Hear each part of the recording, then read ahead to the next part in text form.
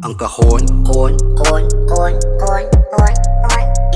may bilang ang kwadro, pangarap walang suka. Ang kahon, may pader ang kwarto, kulungan na sa utak. Sabi nila ikay hindi ka kasya sa punto na yan, wag kang magpilit. Kaya ako'y nakulong sa paniniwala na sadyang ako ay maliit. Maririnig ang langit-ngit pagkapiit sa kahong masikip. Sabi nila dito ka lang, yan bagay sa'yo malagong.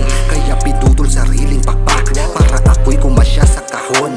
Binabaan ko ang kisame, kala ko pangarap ko ay kalabisan. Hanggang tuluyan ko nakalimutan kung gaano kalawak ang kalangitan. Tindurin ko pang tila mapa, daliri nilang nakaturo. Sinunudan daan kahit di ko alam kung saan ang hakbang ko patungo. Bawat dapat tila tinahiko sa aking balat, hanggang pati ang sarili ko nakapalaran, di ko na halos masalat.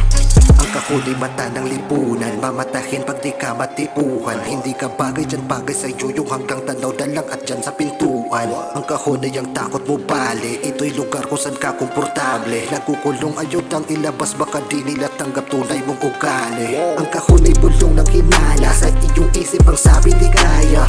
Konsensya ba yan o demonyo na yan, sa sarili wala nang tiwala. Ang kahon ay bansag literal na ikaw ay pasok sa pagkatipikal. Wala kang talento, wala kang karisma, hindi ka pantayo, di ka espesyal. Ang kahon ay estado sa buhay, pag walang arip wala rin papugay. Malit ang oportunidad kung walang koneksyon, malabong magtagumpay. Ang kahon ay maglilimita sa iyong kakayahang may ididiin pa. Pagpipigil ka pagkatupang itim ang tigil ng masa kung magiging iba.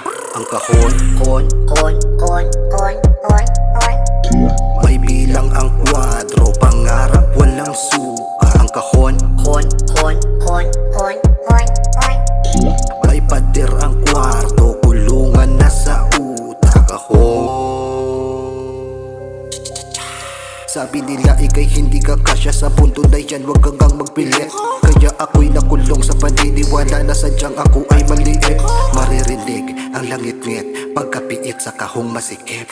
Sang araw dumilat nakahalata na utulang ako nadala sa gawa. Question sitwasyon ko kung tama pa ba, kung ang ibon nangarap na makawala. Sa kaula ng madlaboy sa kuba, kaya ba't nandito ako sa kahon? Para mapigilang lumipad umangat na paa, nililimitakan kaya kong magawa. Inuntog sa pader o lukong matigas hanggang sa ako ay patauhan. Kagaguhan, ngunit at simpi yung baso nagpakagawa ng lagusan. Kalagunan na tantong di dapat pala, kaya protektahan ng kahong yan. Dahil mas makapal pa pala aking puto sa pader ng pinatataguan. Ang paglabas sa kahon ay di simpleng pagtakas larawan, tuda di kahayop. Tao'y may puso, may isip, konsensya at kaluluwang sa laban ipinalo. Huwag ka matakot baliin katwiran nilang sa kahon, pilit ka ipapasok sa baliit na siwang pakitang tumagos at kung gaano kahoy katayog. Aminado na may mga paniniwala na sa'kin ay humakadlang, pero impes makulong sa kahon sa paniniwala nila'y sumalansang. Palibasa ba sabi nila na ganun ka na lang ay ganun ka na lang. Di porket maliit ang tingin, maliit talaga, makahula lang yan. Uy, gumawa sariling papantayan, di umasa na lang sa kapalaran. Laban lang kandado ang tarangkahan, duda lang pala ang nakakambalang. Kaya lubigas sa nakasanayan, paano bandila muling haharangan? Kung ang kahon ay may sukat pahabang, ang pangarap ko'y wala nang hangganan, wala nang hangganan.